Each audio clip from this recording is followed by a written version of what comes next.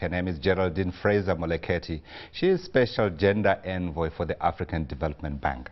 I want to thank you for the time. As I was saying to you earlier, this is a conversation I've waited for a very long time, for a very important reason. I want to understand how a woman comes into an institution that's more than 50 years old, like I am, and tries to make it understand that empowering women is actually part of the mandate and success of this very successful bank, and that if it does, it will be able to even achieve more than it has done before. Good evening, Godfrey. It's also good to be here with you. Thank you. And it is an overdue conversation, but fortunately not too long overdue.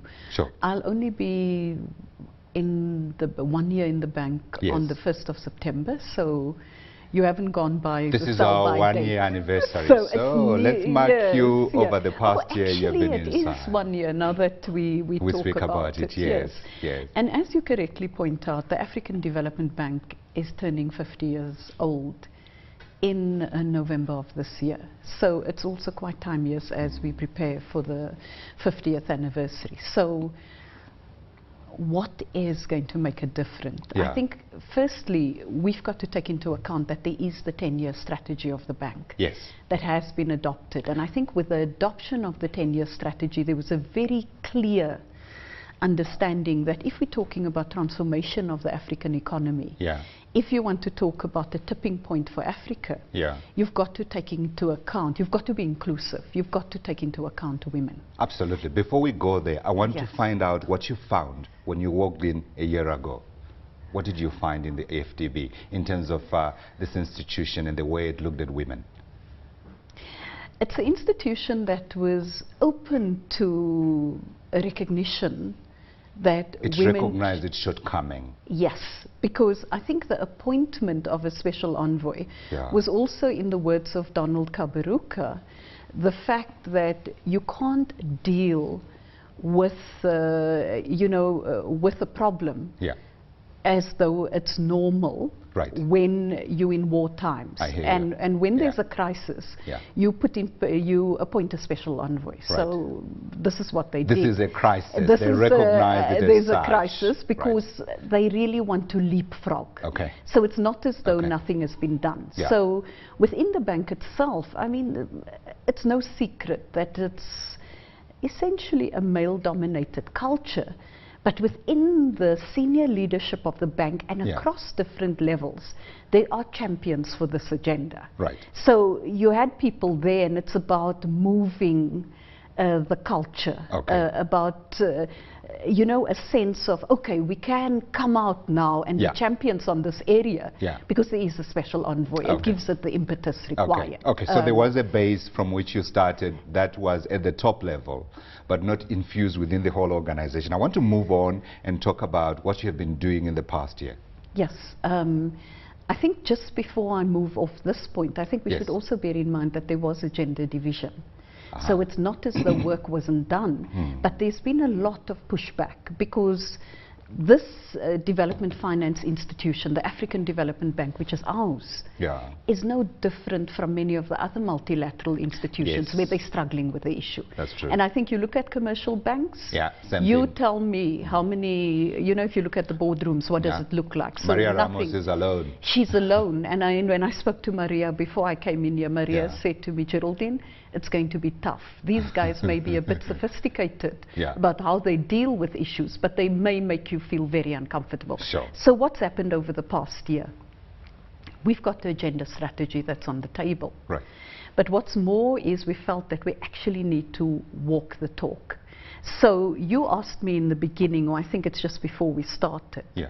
how do you guarantee that money reaches women on the continent? Yes. That the girls and boys will understand that the African Development Bank is reflecting change. Yes. And to that end, we looked at operations. So we looked at the insides of the bank and we said we need to change the DNA. Now, when you change DNA in a commercial institution or in a development finance institution, you must go to where the money is. Right. Where's the money? It's in operations. Right.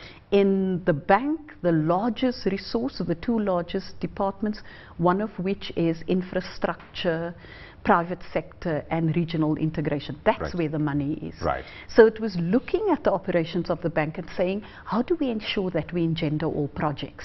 From the existing programs. From the existing programs. Okay. And if you look at when our midterm report comes out, you'll see that 70% of all operations have been engendered. Okay. And I think that is a clear sign that there's a move. And very clearly, it's not a move that's happened over 1 year. Yeah. I'd want to recognize the many out there who struggled over the period. Absolutely, over the years. 70% of all programs are engendered, as you put it. Yes, they've looked, it's been looked through, viewed through a gender lens. Right. You know, so that's what's being done. Okay. We also say that we need to look at the country strategies.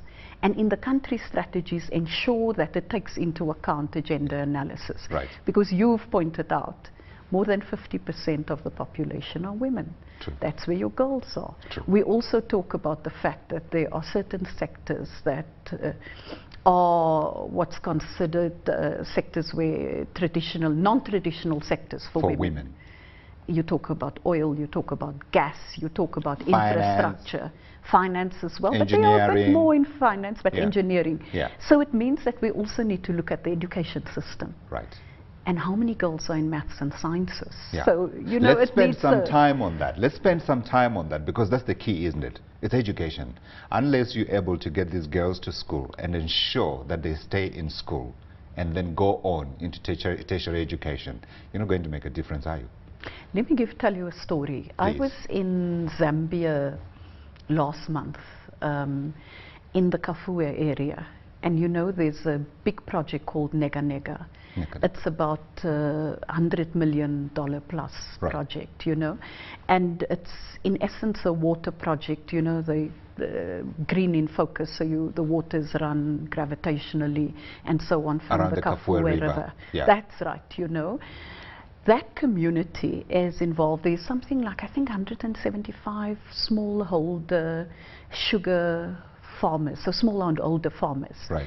They had gone into a public-private agreement arrangement with Zambia Sugar that is buying up like 2,000 hectares worth of sugar once it starts. They're in phase 1 right now. But you know, out of those smallholder farmers, because this project, I mean, we really superimposed on what was there, only about 11% of the smallholder farmers are women. So, I mean, we didn't re-engineer it. It's what is the existing situation. When I went out and met with those farmers, you know, they spoke about the positives of the project, the difference it's going to make, because you have power, everything is happening. But the one thing at the end, the secretary of that project, an older woman, she stood up and said to me, you know, the real difference here is our girls will stay in school. So we deal with early marriage. So, you know, it talks about the issue, how do we keep the girls in school? And we know that there's early marriage. And that's a great deterrent. And for every girl that marries early, absolutely, cyclical situation. Absolutely. As one economist said to me, if you look at the economic choices that women have, they have not been given the other side, because the only side that's presented is one that you're talking about now, where you get into early marriage. And if we make it an economic cost to be able to get that out of the way, we're going to make a huge difference. But how do you work across? Africa has got what? More than 2,000 tribes? We're talking about 56 territories, if you speak, because you have to talk about the Arab Democratic Republic, Somaliland, etc. And make sure that the progress that you're making in one is reflected in the progress that you're making across the whole continent.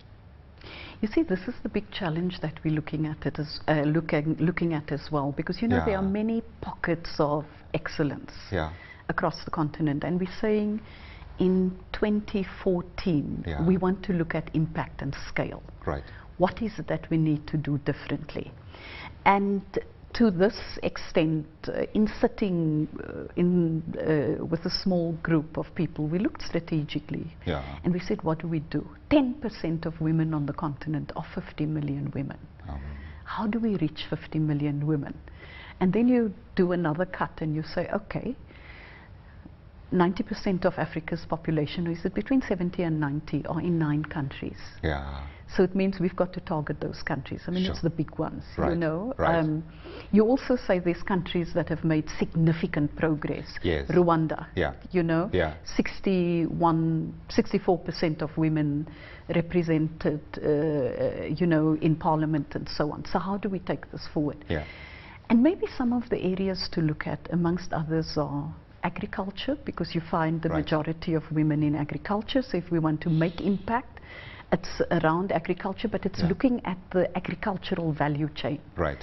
And we're discussing that. And you know, the African Union has focused on agriculture this year. Yes. And as a they've whole. got the CADEP program. Yeah. But we'd also say that CADEP has only achieved 10% of what it should.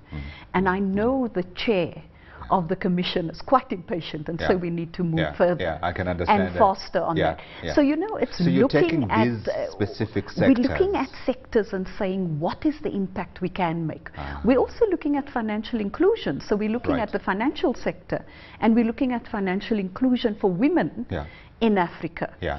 And again, last month, the African Women Economic Summit that the African Development Bank co-hosted with New Faces, New Voices, I mean, partnered with New Faces, New Voices, Yeah. hosted by the Zambian government. Yes, I remember We that had conference. a number Yeah. of players around the table, Yeah. and there we had women from equity, you know, women fund managers, we had women in microfinancing and all that. We said, let's see how we take this forward. So again, in this area, there are 2 large projects we're dealing with. Yeah. And the one is to look at women fund managers and a Yeah. women's fund. Yeah. But secondly, the gauntlet was thrown down there Yeah. that said, shouldn't we have a women's development fund?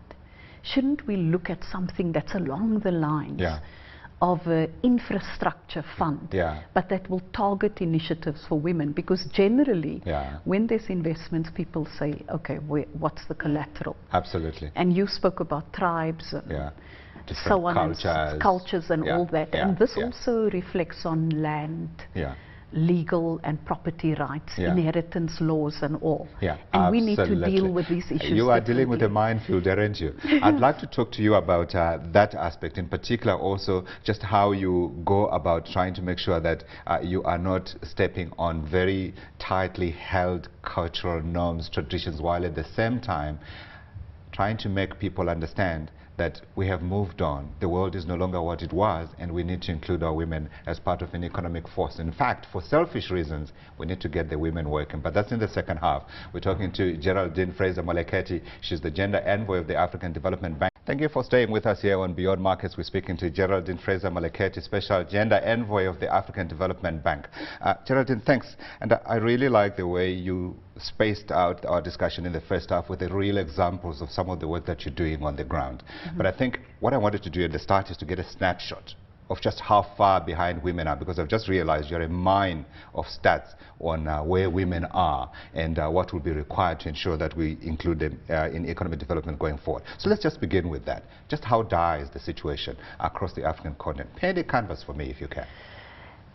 You know, I'm not going to be able to paint a full canvas, but I'll just bring out a few things. Please. I mean, when you look at financial inclusion, the figures are really not good. You know, you're talking about 15% of women who are, when we look at financial inclusion as a whole, and then when you unpack that, Yeah. you also look at a country like South Africa. Yeah. It's in the lead, and when you look at women's banking, Yeah. it's also largely because of government policies. I Right. mean, just think about it. The social grants in South Africa, Yes. there was a requirement at a point that you needed a bank account Yeah.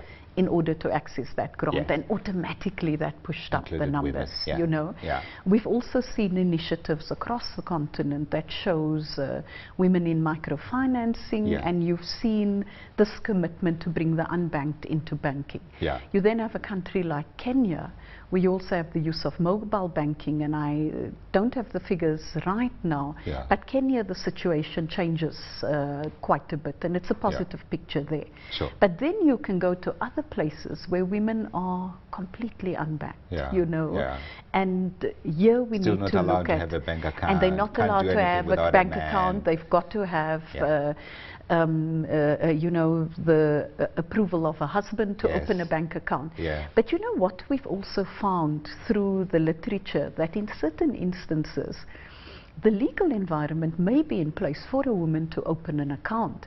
There may be the constraints, and this you have in Southern Africa, where you have to have the approval of your husband. And mind you, in South Africa, that was as recent as in the 90s, you know, mid-90s, where you needed your husband's approval to open a bank account as a married woman. I remember it as well. And you know that if you want women to really expand in entrepreneurship, and women are really predominant in that area, but as small entrepreneurs, they need to be able to do things without necessarily going for, you know, this approval. Because sometimes, you know, we don't always want the husbands to know, because they may not always use that responsibly. We will come and take the resources and go and expend them on another woman. Exactly, or on drinking and so on. I mean, as someone joked, and I think she wouldn't mind me quoting her, Daphne Nkosi said, you know, that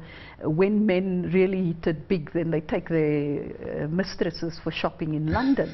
When women hit it big, I mean, you know, they spend it on education, they expand businesses and so on. But look, I'm not just beating up on the guys, because they are also gender sensitive guys. They are also male feminists, you know. I am hoping you will include me in the gender sensitive guys. But just coming back to the discussion you raised in the beginning, you said sketch a canvas, and I didn't do it that so we've done financial inclusion. We also know, for example, that in agriculture, 70% of those who are on small holdings, women who are using a hoe and so on, are the ones who contribute towards food security. But we need them to move. I mean, you don't just want the big road that the bank builds between two countries, whether it's, you know, Cameroon and I think it's Nigeria or something. You know, I think there's a particular highway. We don't only want them to sell along the side of the road. We also want to ensure that from planting the seed right up to the markets, they're involved in trade. You know, so we need to ensure that the value chain is in place. Included as well. And again, when you look at the percentages of women, they may be there on the little patches, but they don't move into the business and up the value chain. We don't see them in agribusiness. And again, the African Development Bank has got involved in a number of initiatives. There we have the Agriculture Fast Track Fund that we've funded. Open to women alone? No, it's everybody. Women and men, but also targeting women. And we're working in 7 countries on that at the moment. It will be expanded beyond that. But we're still looking at that big initiative that's going to be the tipping point. How do we reach the 50 million across, you know, the women on the banks of Lake Tanganyika, the women in the far north of this country of ours. How do we reach them? Okay, so that's on the agriculture side. That fund, I'm hoping people can apply to, so they can go to the AfDB website and they can apply it for funds in the countries where it's operational, and it will be expanded to the other countries. What about the other big area? We spoke briefly about it earlier, education, which to my mind is probably where most of the resources ought to go, which is not to forget that, of course, we've got a current situation where women need to be included. You know, on education, we are working on that, and particularly in the area of science and technology, and this is through our Human Development Department. And in October, there's going to be a meeting of ministers of finance as well as ministers of education to look at this area, because we feel that we need to do a lot more. Right. We know the number of PhDs are dismal. We've spoken about engineers, etc., and there's a major problem around that. But it's not in our core business. So Right. we work with other partners Okay, on with this. the national governments. With national governments, with the regional member countries. Okay. And but we've because we have developed recently a skills strategy. It's identified education Yes. and science and technology as a critical area. Okay. We also look at the need to, look closely at the tertiary institutions on the continent as Yeah, well, yeah, and yeah. look at how we can improve the capacities of Okay. these, because Africa really needs a huge turnaround on this. I know that CNBC had a panel, I think it may have been earlier this week or last week, Sure. that looked at these areas, and I know Precious Motsepe was on that panel Yes, and various yes, others. absolutely. And they spoke about the importance of education, and Yeah, I think yeah. we cannot overstate Yeah.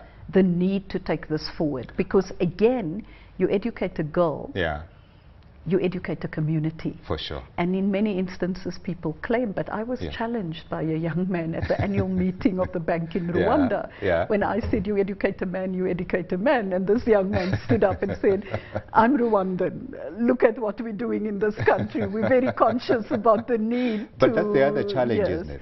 That you're also working on, how to ensure that as we empower women, we also at the same time pull our young men with us, because we don't want to create angry young men who veer to the other extreme and view women as opponents instead of actually collaborators and partners in growing our continent. But that's why I'm special envoy on gender. Right. Not for women. And gender Sure. also looks at men, Yeah. it looks at girls and boys, because in essence we look at policy, Yeah. we look at programs, implementation, and we say, are they appropriately skewed to take forward an agenda that we all talk about Yeah. on this continent? Yeah, We yeah. talk about inclusive growth. Sure. Is it really inclusive? No. Do we take into account both sexes Yeah. as we take forward as we implement our policies, Yeah. as we introduce programs? Yeah, And yeah. in this process, I mean, we also need to look, you spoke about ethnicity, Sure. you spoke about tribe.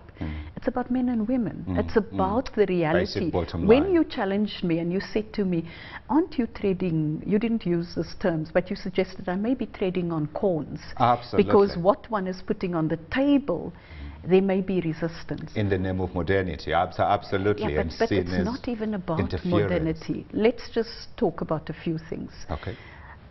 Firstly, we've always said culture and tradition is dynamic.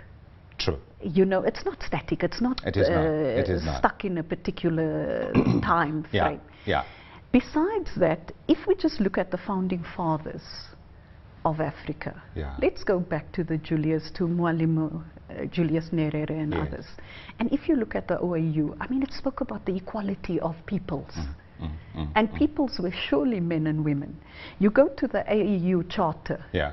you know, you go to the AU, you look at the Human Rights Charter and all Yeah, that. yeah. Africa is very clear when it comes to its founding documents, Yeah. when it comes to protocols about what it should be. But it's Good on about paper. walking. And we have not been walking the talk. We've yeah. got 3 minutes left, and I want two things quickly before we let you go. One is the 10-year strategy and how it relates to gender development. Yes. And then finally, your final thoughts on the impact that Ebola has had on women across the African continent. Sometimes we mask these things inside the big numbers, but we forget to go into the detail and find out what's actually happening to real people on the ground. So let's begin the 10-year strategy first. Okay, I've got 3 minutes, so Okay, I'll yes. make it cryptic. You know, with the 10-year strategy on gender, it's declared it as the area of special emphasis, Right. which means it has to be cross-cutting across the bank's policies and programs, and this is what we're trying to do. And fortunately, as I said earlier this year, the board adopted the gender strategy that has 3 pillars. The pillars are legal empowerment, Right. legal status and property rights of women. It's the whole issue of women's economic empowerment and looking at the whole area of knowledge production. So that's about, And the gender strategy takes forward the 10-year strategy. Right. What we need to do is make it real. Right. Let it translate into the projects and the rands and cents. And this Right. is what we're doing within. Second issue. I'm going to have to call you to come and talk about that strategy and the exact pillars and the detail inside it. I will definitely come back. Thank you. Now, on Ebola. Yeah. I was with President Donald Kaberuka in Liberia and Sierra Leone last week. Yeah. We were there on Tuesday and Wednesday. It was a 24-hour trip. Right. And going in there, it was actually to say to the world, don't isolate countries, Yeah. isolate Ebola. Right. Because as Kaberuka said, Yeah. that if this isolation continues, you're going to see a drop of GDP. And last week he said of at least 1% for countries.